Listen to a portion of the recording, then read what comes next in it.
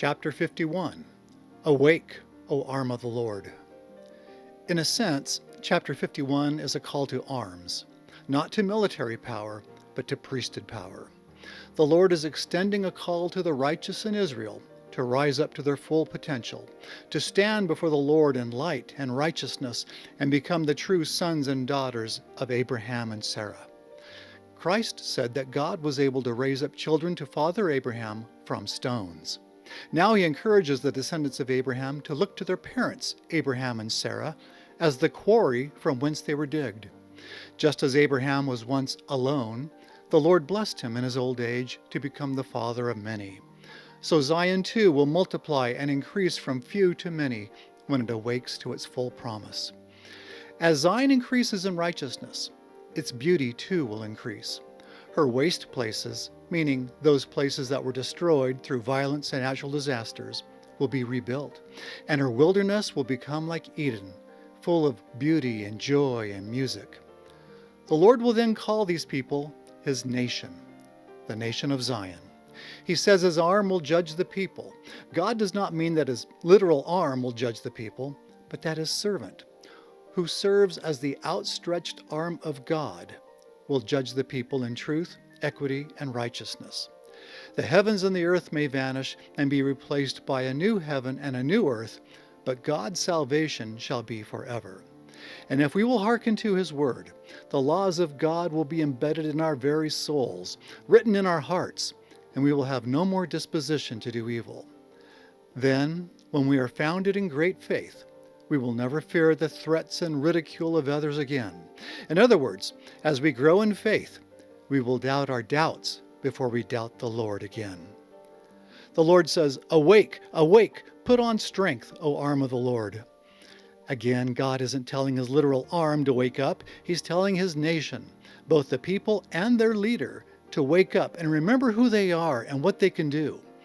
After all, aren't God's people the ones who cut Rahab, or ancient Egypt, in two when Moses led half the population out of that nation?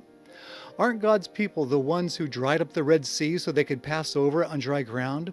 As God's people were saved by priesthood power then, they will be redeemed by priesthood power in the last days, only in a greater way, when people traverse oceans on dry ground to reach Zion.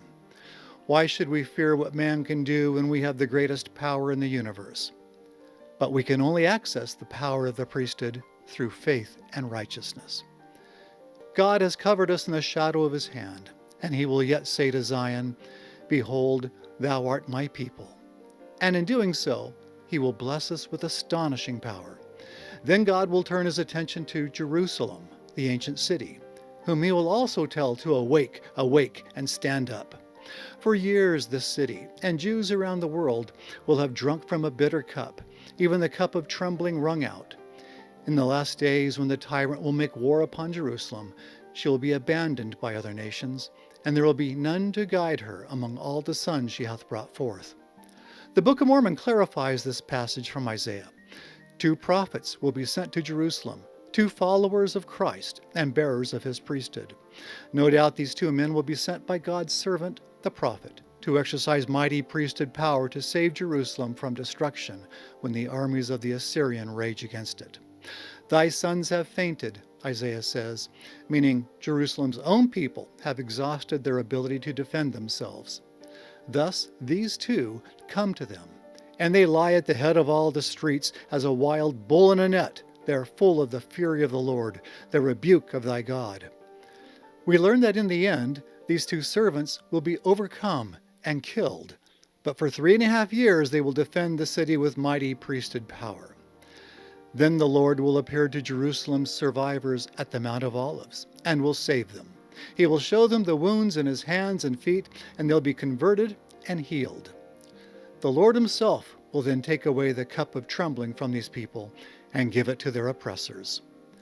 All this will be done through priesthood power, but only after the sons of Zion have awakened and stood before God in brilliant righteousness.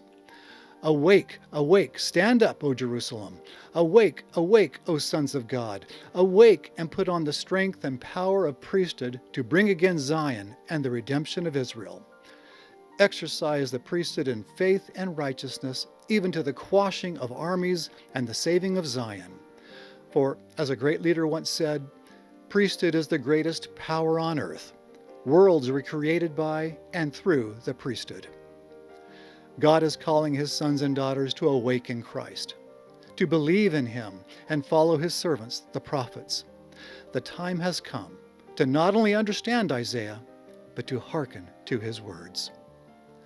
All this and more is explained in the book, The Words of Isaiah. I'm Curtis Taylor with The Words of Isaiah.